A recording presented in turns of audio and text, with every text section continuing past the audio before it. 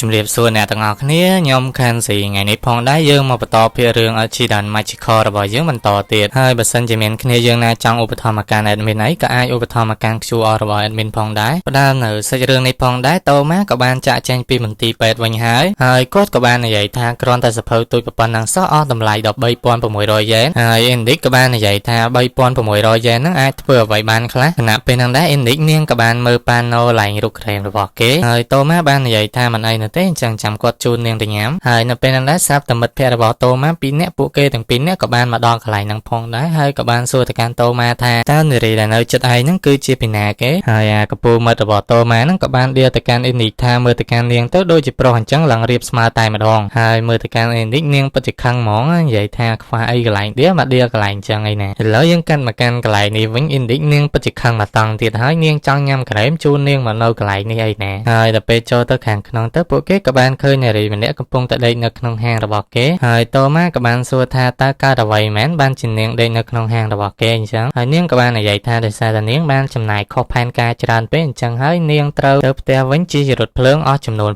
600 យ៉េនក៏ប៉ុន្តែនៅពេលនេះដែរនាងមានតែ500 យ៉េនតែប៉ុណ្ណោះស្ទើរតែនាងបានខ្វះលុយចំនួន100 យ៉េនទៀតបានជានាងមកនៅទីនេះហើយបន្តមកទៀតនាងក៏បានងើបមកដើម្បីនិយាយជាមួយនឹងតូម៉ាហើយឃើញគេរៀងស្អាតដែរក៏ពូមិត្តរបស់តូម៉ាក៏បានដកទូរស័ព្ទមកដើម្បីថតទៅកាន់នាងហើយនាងក៏បាននិយាយទៅកាន់តូម៉ាថាតើអាចឲ្យនាងខ្ចីចំនួន100 យ៉េនបានដែរឬទេហើយតូម៉ាក៏បាននិយាយថាអីអត់ដែរស្គាល់គ្នាផងមកខ្ចីលុយ100 យ៉េនហ្មងហើយមិត្តភ័ក្តិរបស់តូម៉ាក៏បាននិយាយថាឲ្យទៅកាន់នាងទៅមើលទៅកាន់នាងគឺជាស្រីស្អាតតើនាងមិនបោកឯងនោះទេលើអញ្ចឹងនារីម្នាក់ហ្នឹងក៏បាននិយាយថាអូអញ្ចឹងខ្ញុំគឺជាស្រីស្អាតឲ្យខ្ញុំខ្ចី100 យ៉េនមកអញ្ចឹងលើអញ្ចឹងតូម៉ាក៏បាននិយាយថាអីឲ្យយ៉ាងម៉េចគាត់មិនសទ្ធិណាហើយអ៊ីនឌីក៏បានសួរទៅកាន់នារីម្នាក់ហ្នឹងថាតើនាងមកទីក្រុងនេះដើម្បីលក់សម្ភារៈផ្សេងមែនដែរឬទេបន្ទាប់មកនាងក៏បាននិយាយថាខ្ញុំគឺជាគ្រូទាយលើអញ្ចឹងអ៊ីនឌីនាងពិតជាខឹងខ្លាំងណាស់ហើយក៏បាននិយាយថាគ្រូទាយហ្នឹងគឺជាគ្រូវេទមន្តមែនដែរឬទេហើយនាងក៏បាននិយាយថាវាមិនទាន់ជាគ្រូវេទមន្តនោះទេនៅថ្ងៃខាងមុខនាងនឹងអាចក្លាយជាគ្រូវេទមន្តគ្រាន់តែលើអញ្ចឹងអ៊ីនឌីនាងពិតជាខឹងខ្លាំងណាស់ដោយសារតែគ្រូវេទមន្តហ្នឹងហើយដែលធ្វើឲ្យតូម៉ាបានបាត់ការចងចាំនៅពេលនោះដែរស្រាប់តែមានបរិមាក្រុមក៏បានដើរមកកាន់កន្លែងហ្នឹងហើយក៏បានសួរទៅកាន់នារីម្នាក់ហ្នឹងថាតើពួកគេទាំងអស់នេះគឺជានរណាបន្ទាប់មកនាងក៏មិនបាននិយាយច្រើនអីដែរហើយនាងក៏បានដើរសម្ដៅទៅកាន់បរិមាម្នាក់ហ្នឹងហើយបាននិយាយថានាងត្រូវការចំនួន100 យ៉េនបន្ថែមទៀតហើយបរិមាម្នាក់ហ្នឹងក៏បានហុចលុយរបស់គាត់ឲ្យទៅកាន់នាងឃើញអញ្ចឹងតូម៉ាក៏បានសួរទៅកាន់នារីម្នាក់ហ្នឹងថាតើនាងស្គាល់ទៅកាន់ពួកគេទាំងអស់គ្នានឹងមែនដែរឬទេហើយនាងក៏បាននិយាយថាគាត់គឺជាគ្រូបង្រៀនរបស់ខ្ញុំបន្ទាប់ពីនិយាយចប់ហើយពួកនាងទាំងអស់គ្នាក៏បានចាក់ចែងពិធីនឹងបាត់ទៅឃើញអញ្ចឹងកពូមើលរបស់តូម៉ាក៏បានឆ្ងល់ថាហេតុអ្វីបានជាគ្រូបង្រៀនមើលថែទៅកាន់សិស្សដូចជាអង្គរៈអញ្ចឹងហើយឥឡូវនេះផងដែរតូម៉ាជាមួយនឹងអ៊ីនឌីកពួកគេទាំងពីរនាក់ក៏បានដើរសម្ដៅទៅកាន់ផ្ទះរបស់ពួកគេវិញពេលដែលពួកគេទាំងពីរនាក់ដើរសុកស្រាប់តែអ៊ីនឌីកនាងក៏បានឃើញទៅកាន់ឆ្មាដែលគេបានបោះបង់វាចោលអ៊ីនឌីកនាងបាននិយាយថានាងចង់ចិញ្ចឹមឆ្មាមួយហ្នឹងក៏ប៉ុន្តែតូម៉ាបាននិយាយថាគាត់មិនព្រមឲ្យនាងចិញ្ចឹមវាជាដាច់ខាតដល់ពេលលើអញ្ចឹងអ៊ីនឌីកនាងក៏បានកទ្រាំជើងចោះឡើងស្រាប់តែឆ្មាហ្នឹងផ្អើលនាងក៏បានរត់ចាក់ចេញពីទីហ្នឹងបាត់ទៅហើយខណៈពេលហ្នឹងដែរអ៊ីនឌីកនាងដូចជាមានអារម្មណ៍ថាដូចជាមាននរណាគេទេដូចជាបង្កើតវេទមន្តដែលនៅចិត្តហ្នឹងបន្ទាប់មកនាងក៏បានរត់ទៅតាមឆ្មាហើយប្រាប់ទៅកាន់តូម៉ាថាឲ្យគាត់ហ្នឹងឆាប់ទៅផ្ទះមុននាងទៅបន្ទាប់មកស្រាប់តែមាននរណាគេម្នាក់នោះទេបានមកខាងក្រោយរបស់តូម៉ាហើយបាននិយាយថារួមគឺជាអ្វីមួយដែលមនុស្សបានដកចេញតាមពិតទៅម្នាក់ហ្នឹងមិនមែននរណាគេឆ្ងាយនោះទេគឺជាហ្វែទេសហ្នឹងឯងហើយគាត់ក៏បាននិយាយបន្តទៀតថាខានជួបគ្នាអស់មួយរយៈធំហើយតូម៉ាក៏ប៉ុន្តែនៅពេលនេះដែរគាត់មិនស្គាល់ហ្វែទេសហ្នឹងគឺជានរណានោះទេនៅពេលហ្នឹងដែរតូម៉ាគាត់ពិតជាព្រួយបារម្ភទៅកាន់អ៊ីនឌីខ្លាំងមែនតើក៏ប៉ុន្តែហ្វែទេសគាត់បាននិយាយថានាងមិនអីនោះទេបន្ទាប់មកតូម៉ាក៏បានសួរទៅកាន់ហ្វែទេសថាតើអ្នកចង់បានអ្វីអំពីខ្ញុំហើយគាត់បាននិយាយថាខ្ញុំមិនចង់បានអ្វីអំពីឯងនោះទេនៅពេលនេះដែរខ្ញុំចង់សម្លាប់ឯងចោលយកតែម្ដងបន្ទាប់ពីនិយាយហើយគាត់ក៏បានប្រើភ្លើងរបស់គាត់ដើម្បីដុតទៅកាន់តូម៉ាក៏ប៉ុន្តែតូម៉ាបានប្រើដៃស្ដាំរបស់គាត់ដើម្បីទប់ទល់ការវាយប្រហារមួយហ្នឹងហើយតូម៉ាក៏បាននិយាយម្ដងទៀតថាតើអ្នកចង់បានអ្វីអំពីខ្ញុំឲ្យពិតប្រាកដហើយគាត់បាននិយាយថាវាគឺជាការពិភាក្សាសម្ងាត់របស់លីលីហើយយើងក៏មិនទាន់ដឹងដែរថាលីលីហ្នឹងគឺជាពីណាគេបន្ទាប់មកគាត់ក៏បានដកសភៅមួយហ្នឹងហើយក៏បានប្រើស្គែរបស់វាហើយគាត់ក៏បានសួរទៅកាន់តូម៉ាថាតើឯងស្គាល់សាលារបស់មីសាវ៉ាក្រែមដែរឬទេហើយគាត់បាននិយាយថាមានក្មេងស្រីម្នាក់ដែលបានជាប់គុកនៅទីនោះហើយគាត់ក៏បាននិយាយប្រាប់ទៅកាន់តូម៉ាថាមានបរិយាដែលខ្លាំងម្នាក់ដែលគាត់បានលាក់ខ្លួនអស់រយៈពេល3ឆ្នាំហើយនៅពេលនេះផងដែរគាត់ក៏បានត្រឡប់មកវិញហើយគោលដៅដែលបរិយាម្នាក់ហ្នឹងចង់បានគឺជាក្មេងស្រីដែលជាប់គុកនៅក្នុងសាលាមួយហ្នឹងហើយមូលហេតុដែលបរិយាម្នាក់ហ្នឹងចង់បានទៅកាន់ក្មេងស្រីម្នាក់ហ្នឹងគឺដោយសារតែនាងមានសមត្ថភាពពិសេសហើយសមត្ថភាពពិសេសរបស់នាងហ្នឹងគឺជាការសម្លាប់សារពាង្គកាយដ៏ជាក់លាក់មួយគ្រាន់តែលើអញ្ចឹង ងតូម៉ាក៏បានសួរទៅកាន់ហ្វេទីថាតើអ្វីទៅគឺជាសារពាង្គកាយជាក់លាក់ហើយសមត្ថភាពហ្នឹងគឺគេហៅច្រើនប្រភេទណាបើនិយាយឲ្យឆាប់យល់ទៅគឺសមត្ថភាពមួយហ្នឹងគឺជាបិសាចហើយតូម៉ាក៏បានសួរថាតើវាមានពិតមែនដែរឬទេពិតណាស់សម្បីតែគ្រូមន្តអាគមក៏ពួកគេទាំងអស់គ្នាក៏មិនអាចដឹងរឿងអំពីនេះច្បាស់លាស់ផងដែរហើយអ្វីដែលសំខាន់គាត់ចង់ពឹងឲ្យតូម៉ាដើម្បីជួយការងាររបស់គាត់មួយនេះហើយតូម៉ាគាត់ក៏បានងក់ក្បាលដើម្បីជួយទៅកាន់ហ្វេទីផងដែរហើយឥឡូវនេះដែរតូម៉ាជាមួយនឹងហ្វេទីពួកគេទាំងពីរនាក់ក៏បានធ្វើដំណើរទៅកាន់សាលាមួយហ្នឹងខណៈពេលនេះដែរពួកគេទាំងពីរនាក់ក៏បានមកដល់កន្លែងសាលាមួយហ្នឹងហើយបន្ទាប់មកហ្វេទីគាត់ក៏បានបករូបក្មេងស្រីដែលពួកគេទាំងពីរនាក់ជួយសង្គ្រោះហ្នឹងឲ្យទៅកាន់តូម៉ាមើលដល់ពេលឃើញរូបថតហើយតូម៉ាគាត់ពិតជាភ្ញាក់ផ្អើលខ្លាំងណាស់ដោយសារអីក្មេងស្រីម្នាក់ហ្នឹងគាត់ទើបតែជួបព្រឹកមិញនោះទេហើយគាត់ក៏បានប្រាប់ឈ្មោះរបស់នាងទៅកាន់តូម៉ាថានាងមានឈ្មោះថាហ៊ីមេកាមីហើយមិនចាំយូរនោះទេពួកគេទាំងពីរនាក់ក៏បាននាំគ្នាចូលទៅក្នុងសាលាហ្នឹងយកតែម្ដងហើយនៅពេលហ្នឹងដែរតូម៉ាគាត់បានចាប់អារម្មណ៍ទៅលើមនុស្សយន្តហ្នឹងខ្លាំងមែនតើពេលឃើញឈាមអញ្ចឹងហ្វេទីគាត់ក៏បានប្រាប់ទៅកាន់តូម៉ាថានេះមិនមែនជាមនុស្សយន្តនោះទេវាគឺជាសាកសពរបស់មនុស្សហើយពួកគេទាំងពីរនាក់មិនចាំយូរនោះទេពួកគេទាំងពីរនាក់ក៏បានចេញពីទីហ្នឹងដើម្បីទៅកាន់កន្លែងផ្សេងមួយទៀតដើម្បីស្វែងរកគោលដៅរបស់ពួកគេហើយនៅពេលនេះដែរហ្វេទីជាមួយនឹងតូម៉ាពួកគេទាំងពីរនាក់ក៏បានដើរមកដល់កន្លែងគេញ៉ាំបាយមួយហើយនៅសុកស្រាប់តែមនុស្សទាំងអស់ហ្នឹងដូចជាត្រូវអំពើរបស់គេអញ្ចឹងហើយនៅពេលហ្នឹងដែរស្រាប់តែនៅលើក្បាលរបស់ពួកគេក៏មានពន្លឺអ្វីម្យ៉ាងនោះទេហើយពួកគេទាំងអស់គ្នាហ្នឹងក៏បាននិយាយដូចគ្នាថាការស្លាប់គឺជាអំពើបាបរបស់អ្នកមើលទៅដូចជាអត់សូវស្រួលហ្វេទីគាត់ក៏បានរត់ចាក់ចេញពីទីហ្នឹងទៅហើយតូម៉ាគាត់ក៏មិនចាំយូរដែរគាត់ក៏បានរត់ទៅតាមហ្វេទីផងដែរនៅពេលដែលហ្វេទីជាមួយនឹងតូម៉ារត់ហ្នឹងស្រាប់តែពន្លឺមួយហ្នឹងក៏បានរត់តាមពួកគេទាំងពីរនាក់ដែរនិយាយពីថាតូម៉ារបស់យើងចឹងអីរត់ដាច់ជើងចោលនៅពេលហ្នឹងដែរហ្វេទីក៏បានប្រាប់ទៅកាន់តូម៉ាថាដៃស្ដាំរបស់អ្នកអាចបង្ក្រាបវាបានអញ្ចឹងហើយឯងឆាប់ទៅកំទេចវាចោលទៅហើយតូម៉ាក៏បាននិយាយថាវាមិនមែនតែមួយនោះទេវាច្រើនណាស់អញ្ចឹងហើយដៃស្ដាំរបស់គាត់វាមិនអាចធ្វើអញ្ចឹងបានទាំងអស់នោះទេនៅពេលដែលពួកគេទាំងពីរនាក់បានរត់មកដល់ខាងក្រោមបន្តិចស្រាប់តែមានអាមួយនៅខាងក្រោមផងហើយអាខាងលើផងនៅពេលឃើញអញ្ចឹងហ្វេទីគាត់ក៏បានរុញតូម៉ាឲ្យចុះទៅខាងក្រោមដើម្បីកំទេចវាចោលទៅចំណែកគាត់ឯនេះវិញគាត់ក៏បានរត់ទៅខាងមួយចំហៀងទៀតនៅពេលនេះដែរតូម៉ាក៏អត់ជំរឿននោះទេគាត់មានតែរត់ចាក់ចេញពីពន្លឺនឹងសិននៅពេលដែលគាត់បានរត់ទៅដល់ខាងក្រោមនោះស្រាប់តែគាត់បានជួបជាមួយនឹងក្មេងស្រីម្នាក់ហើយនាងបាននិយាយថាអណ្ដាតភ្លើងដាក់ទោសនៃការធ្វើអំពើបាបឋាននរកគ្រប់គ្រងនៃអណ្ដាតភ្លើងឋាននរកបានបង្កើតឡើងដើម្បីដុតមនុស្សដែលមានបាបជាអំពើហិង្ស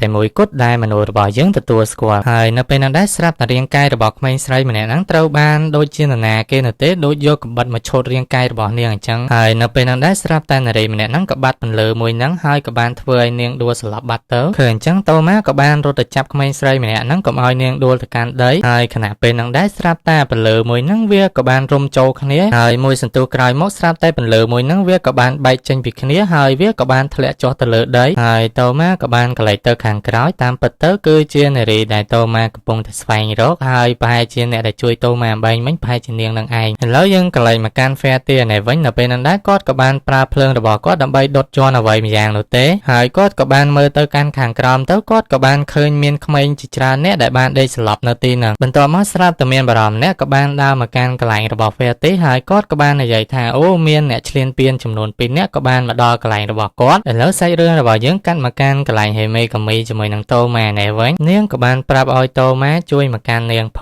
ងព្រោះអីរឿងនេះនាងធ្វើម្នាក់ឯងមិនកើតនោះទេរឿងដែលពួកគេទាំងពីរនាក់ត្រូវធ្វើហ្នឹងគឺជាការជួយសង្គ្រោះទៅកាន់ក្មេងស្រីដែលបានដេកដួលនៅនឹងដីហ្នឹងហើយមិនបានយូរប្រហែលនោះទេពួកគេទាំងពីរនាក់ក៏បានដេករបួសដែលនៅលើខ្លួនរបស់ក្មេងស្រីហ្នឹងហើយទាំងអស់បន្ទាប់មកនាងក៏បាននិយាយថានាងមានរបស់អ្វីម្យ៉ាងឲ្យទៅកាន់តូម៉ាមើលនៅពេលដកមកនាងក៏បាននិយាយថានេះគឺជាដាវវេទមន្តឃើញចឹងតូម៉ាក៏បាននិយាយថាវាគ្រាន់តែជាដំបងឆក់របស់ប៉ូលីសហ្នឹងបន្ទាប់មកនាងក៏បានប្រាប់រឿងដែលតាក់ទងជាមួយនឹងបិសាចដែលនៅក្នុងខ្លួនរបស់នាងហើយនាងបាននិយាយថាខ្ញុំនៅពេលដែលបិសាចគ្រប់គ្រងខ្ញុំបានសម្លាប់មនុស្សអស់ជាច្រើនអ្នកនៅពេលនេះដែរខ្ញុំមិនចង់សម្លាប់មនុស្សណាម្នាក់ទៀតនោះទេក៏ប៉ុន្តែនៅពេលនេះដែរគឺខ្ញុំបានសម្រេចចិត្តហើយថាខ្ញុំនៅពេលដែលខ្ញុំចង់សម្លាប់នរណាម្នាក់ខ្ញុំនឹងសម្រេចចិត្តសម្លាប់ដោយខ្លួនឯងនៅពេលนั้นដែរតូម៉ាគាត់មានរឿងមួយសួរទៅកាន់នាងថាបើសិនជាអ្នកមិនចង់តាក់ទងជាមួយនឹងរឿងបិសាចជញ្ជក់ឈាមនោះទេហេតុអ្វីបានជាអ្នកចំណាយប្រាក់ទៅលើអាហារដែលនៅខាងក្រៅឯនោះវិញហើយនាងបាននិយាយថារឿងនេះគឺជារឿងសាមញ្ញនោះទេដោយសារតែអូរេអូឡូសត្រូវការខ្ញុំពីព្រោះអីខ្ញុំគឺជាគំរូរបស់បិសាចនៅពេលហ្នឹងដែរតូម៉ាគាត់រៀបសួររឿងច្រើនអំពីតាក់ទងជាមួយនឹងនាងទៅហើយក៏ប៉ុន្តែត្រូវបានបរិសម្នាក់ក៏បានដើរមកកាន់ទីនេះហើយនិយាយថាខ្ញុំមិនអនុញ្ញាតឲ្យអ្នកដឹងរឿងច្រើនជាងនេះនោះទេនៅពេលហ្នឹងដែរមិនដឹងថាបរិសម្នាក់ហ្នឹងប្រើអ្វីនោះទេមួយប្រព្រឹត្តផ្នែកតែប៉ុណ្ណោះក៏បានមកដល់មុខរបស់តូម៉ាដល់ពេលឃើញអញ្ចឹងតូម៉ាគាត់ក៏បានវាយទៅកាន់ បរោះម្នាក់ហ្នឹងក៏ប៉ុន្តែមិនត្រូវនៅទេដោយសារអីគាត់គិតលឿនខ្លាំងណាស់បើទោះបីតូម៉ាខំវាយទៅកាន់គាត់ប៉ុណ្ណាក៏ដោយក៏ប៉ុន្តែមើលទៅកាន់គាត់ទៅដូចជាចេះ teleport អញ្ចឹងហើយគាត់ក៏បាននិយាយទៅកាន់តូម៉ាថាពិតជាគួរឲ្យធុញទ្រាន់ណាស់នៅពេលហ្នឹងដែរគាត់រៀបនឹងវាយប្រហារទៅកាន់តូម៉ាវិញទៅហើយក៏ប៉ុន្តែត្រូវបានហ៊ីមេកាមីចូលមករងតូម៉ាតន់ហើយគាត់ក៏បានប្រាប់ទៅកាន់នាងថាឆាប់ឲ្យនាងចាក់ចេញពីទីហ្នឹងទៅអាងគាត់សម្លាប់ទៅកាន់តូម៉ាចោលហើយនាងបាននិយាយថាកុំសម្លាប់គាត់អីព្រោះអីគាត់មិនដឹងរឿងរ៉ាវច្រើននោះទេហើយបើសិនជាគាត់មិនស្ដាប់ទៅកាន់នាងនោះទេច្បាស់ណាស់ថានាងនឹងខំអណ្ដាតខ្លួនឯងឲ្យស្លាប់យកតែម្ដងហើយនៅពេលនេះផងដែរជីវិតរបស់នាងគឺសំខាន់ខ្លាំងណាស់ដោយសារតែមេរបស់គាត់ត្រូវការនាងទាំងរស់បន្ទាប់មកបារម្ភម្នាក់ហ្នឹងក៏បាននិយាយថាវាមិនអីនោះទេគាត់នឹងមិនសម្លាប់ក្មេងប្រុសដែលនៅខាងក្រោយរបស់នាងនោះទេបន្ទាប់មកបារម្ភម្នាក់ហ្នឹងក៏បានយកដៃអ្វីម្យ៉ាងនោះទេចាក់ទៅកាន់ករបស់គាត់ហើយគាត់បាននិយាយថាបំភ្លេចអ្វីៗគ្រប់យ៉ាងដែលបាននៅទីនេះខណៈពេលហ្នឹងដែរស្រាប់តែតូម៉ាជាមួយនឹងហ្វែទីពួកគេទាំងពីរនាក់បែរជានៅខាងក្រៅឯនេះវិញហើយពួកគេទាំងពីរនាក់បាននិយាយថាដូចជាពួកគេទាំងពីរនាក់ដូចជាភ្លេចធ្វើរឿងសំខាន់អ្វីមួយហើយឥឡូវយើងក៏លេចមកកាន់អេនឌីកឯនេះវិញនៅពេលដែលនាងបានដើរមករកតូម៉ាហ្នឹងស្រាប់តែនាងបានជួបជាមួយនឹងបុរសដែលបានធ្វើឲ្យតូម៉ាចេញមកខាងក្រៅវិញហើយអេនឌីកក៏បានសួរទៅកាន់បុរសម្នាក់ហ្នឹងថាតើលោកគឺជាពីណាគេហើយគាត់បាននិយាយថាតើនាងភ្លេចខ្ញុំមែនដែរហើយឬទេខណៈពេលហ្នឹងដែរមិនដឹងថាបុរសម្នាក់ហ្នឹងបានប្រើអ្វីនៅទេបានធ្វើឲ្យអេនឌីកនាងបានស្លាប់បាត់ឈឹងឥឡូវយើងក៏លេចមកកាន់ហ្វែទីជាមួយនឹងតូម៉ានេះវិញនៅពេលដែលពួកគាត់ទាំងពីរនាក់បានមកដល់កន្លែងហ្នឹងហើយពួកគេក៏បានឃើញមនុស្សយន្តជាច្រើននាក់បានឈរតម្រង់ជួរចាំពួកគេនៅពេលហ្នឹងដែរស្រាប់តែមនុស្សយន្តទាំងអស់ហ្នឹងបានប្រើថាមពលអ្វីនៅទេបានធ្វើអាគារមួយនឹងអាឡូមួយហើយបន្ទាប់មកវាក៏បានធ្វើអាគារមួយហ្នឹងឈរធម្មតាឡើងវិញនៅពេលដែលវាប្រែក្លាយទៅជាធម្មតាវិញស្រាប់តែសម្លៀកបំពាក់របស់អ៊ីនឌីកក៏បានមកដល់កន្លែងរបស់តូម៉ាហើយនៅពេលហ្នឹងដែរមានអ្វ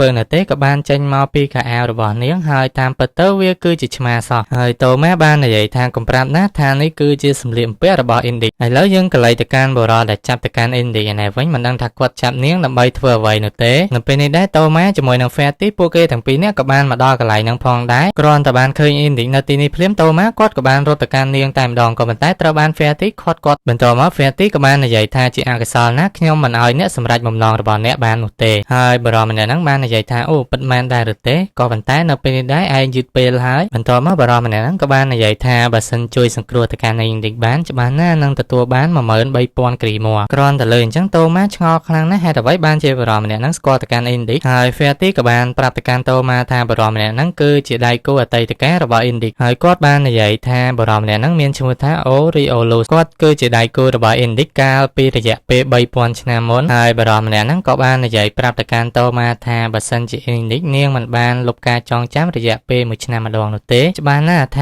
នាងនឹងបាត់បង់ជីវិតហើយគាត់បាននិយាយថាគាត់នឹងធ្វើឲ្យអ៊ីនឌីកនាងនឹងខ្លាចទៅជាជីវិតអមតៈដល់ពេលលើអញ្ចឹងហ្វែទីក៏បានប្រាប់ទៅកាន់តូម៉ាថានៅពេលនេះដែរបុរសម្នាក់ហ្នឹងចង់ប្រែខ្លាចអ៊ីនឌីកឲ្យខ្លាចទៅជាបិសាចហើយលើអញ្ចឹងហើយតូម៉ារបស់យើងគាត់ពិតជាខឹងខ្លាំងមែនតើនៅពេលនេះដែរហ្វែទីគាត់បានប្រាប់ទៅកាន់បុរសហ្នឹងថានៅពេលនេះផងដែរអ៊ីនឌីកនាងមិនមែនជាមនុស្សដូចមុននោះទេនៅពេលនេះដែរនាងគឺជាមនុស្សធម្មតាតែប៉ុណ្ណោះណែថាអំពើរបស់នាងនៅពេលនេះផងដែរវាបានចូលទៅក្នុងខ្លួនរបស់តូម៉ាអស់ហើយគ្រាន់តែលើអញ្ចឹងអូរីអូលូគាត់ពិតជាឆ្ងល់ខ្លាំងណាស់ហើយគាត់បាននិយាយថាវាមិនអាចទៅរួចនោះទេហើយតូម៉ាគ្រាន់តែជាមនុស្សធម្មតាតែប៉ុណ្ណោះហេតុអ្វីបានជាគេអាចធ្វើអញ្ចឹងបានហើយហ្វែទីក៏បាននិយាយថាគាត់មិនមែនជាមនុស្សធម្មតានោះទេហើយចំណែកដៃស្ដាំរបស់តូម៉ានេះវិញគឺគេបានហៅឈ្មោះវាថា Imagine Breaker ហើយគាត់ក៏បាននិយាយថានៅពេលនេះផងដែរការខិតខំប្រឹងប្រែងរបស់ឯងគឺវាអត់ប្រយោជន៍ទាំងស្រុងទៅហើយនៅពេលបច្ចុប្បន្ននេះផងដែរនាងគឺរីករាយសប្បាយចិត្តជាមួយនឹងដៃគូថ្មីរបស់នាងខ្លាំងណាស់គ្រាន់តែលើអញ្ចឹងហើយគាត់ឡើងទន់ជង្គង់យកតែម្ដងហើយខណៈពេលហ្នឹងផងដែរអ៊ីនឌីកនាងក៏បានដឹងខ្លួនឡើងមកវិញហើយស្រែកហៅឈ្មោះរបស់តូម៉ាគ្រាន់តែលើអញ្ចឹងគាត់ក៏បានសើចយកតែម្ដងហើយបន្ទាប់មកគាត់ក៏បានប្រើថាមពលរបស់គាត់ដើម្បីវាយប្រហារទៅកាន់តូម៉ាជាមួយនឹងហ្វែទីដែលធ្វើឲ្យពួកគេទាំងពីរនាក់បានផ្កាប់មុខទៅនឹងដីហើយបន្ទាប់មកគាត់ក៏បានដកដែកចេញពីកប៉ាល់របស់គាត់ដើម្បីចាក់ករបស់គាត់ម្ដងទៀតហើយគាត់ក៏បានស្រែកទៅកាន់តូម៉ាជាមួយនឹងហ្វែទីថាគាត់នឹងសម្លាប់ពួកឯងចោលទាំងអស់ហើយគណៈពេលហ្នឹងដែរហ៊ីហ្គាមីនាងក៏បានចូលទៅខាត់គាត់ម្ដងទៀតហើយនាងបាននិយាយថាខ្ញុំយល់អំពីអារម្មណ៍របស់អ្នកច្បាស់ខ្លាំងណាស់ហើយនៅពេលនេះផងដែរគាត់លែងខ្វល់អ្វីទៀតហើយគាត់ក៏បានប្រើមជុលរបស់គាត់ដើម្បីចាក់ករបស់គាត់សម្រាប់នាងចោលតែម្ដងឃើញអញ្ចឹងតូម៉ាគាត់ពិតជាស្លុតចិត្តខ្លាំងណាស់ ហើយនៅពេលនេះផងដែរតូម៉ាគាត់ពិតជាខឹងខ្លាំងណាស់ហើយគាត់បាននិយាយថាខ្ញុំនឹងមិនលើកលែងឲ្យឯងជាដាច់ខាតហើយតូម៉ាគាត់មិនចាំយល់នោះទេក៏បានរត់សម្ដៅទៅកាន់បរិសម្នាក់ហ្នឹងក៏ប៉ុន្តែត្រូវបានបរិសម្នាក់ហ្នឹងយកមកចូលរបស់គាត់ដើម្បីចាក់ករបស់គាត់ម្ដងទៀតហើយក៏ប៉ុន្តែអ្នកដែលត្រូវរបួសគឺជាតូម៉ារបស់យើងនឹងឯងដកដង្ហើមមិនចង់ដល់គ្នានោះទេបន្ទាប់មកអូរីអូលូគាត់ក៏បានប្រើរន្ទះរបស់គាត់យ៉ាងសាហាវដើម្បីវាយប្រហារទៅកាន់តូម៉ាក៏ប៉ុន្តែវាមិនអីនោះទេតូម៉ាគាត់ក៏បានប្រើដៃស្ដាំរបស់គាត់ដើម្បីកំទេចវេទមន្តមួយនឹងចោលហើយគាត់ក៏បានបញ្ជាថាមពលរបស់គាត់ដើម្បីទម្លាក់ឡានកិនទៅកាន់តូម៉ាក៏ប៉ុន្តែតូម៉ាពិតជាខ្លាំងណាស់នៅពេលនេះគាត់គ្រាន់តែប្រើដៃស្ដាំរបស់គាត់ក៏អាចកំទេចឡាននឹងបាត់ឈឹងតែម្ដងហើយគាត់ក៏បានសរសើរទៅកាន់ដៃស្ដាំរបស់តូម៉ាផងដែរហើយគាត់បាននិយាយថាដៃស្ដាំរបស់អ្នកពិតជាខ្លាំងមែនហើយគណៈពេលនឹងដែរគាត់ក៏បានប្រើថាមពលរបស់គាត់ដើម្បីជប់កំភ្លើងមកមួយហើយបាននិយាយបន្តទៀតថាឯងពិតជាខ្លាំងជាមួយនឹង Magic Man ក៏ប៉ុន្តែឯងមិនអាចខ្លាំងជាមួយនឹងគ្រាប់កំភ្លើងបាននោះទេហើយគាត់ក៏បានបាញ់ទៅកាន់តូម៉ាក៏ប៉ុន្តែគាត់បាញ់មិនឲ្យត្រូវតូម៉ានោះទេបើមើលទៅតាមគ្រាប់កំភ្លើងរបស់គាត់នោះទៅដូចជាគ្រាប់3អញ្ចឹងហើយគាត់បាននិយាយថានៅពេលនេះផងដែរយើងមិនទាន់ចង់សម្លាប់ឯងនោះទេយើងចង់យកឯងមកកំដរអារម្មណ៍របស់យើងលេងបន្តិចសិន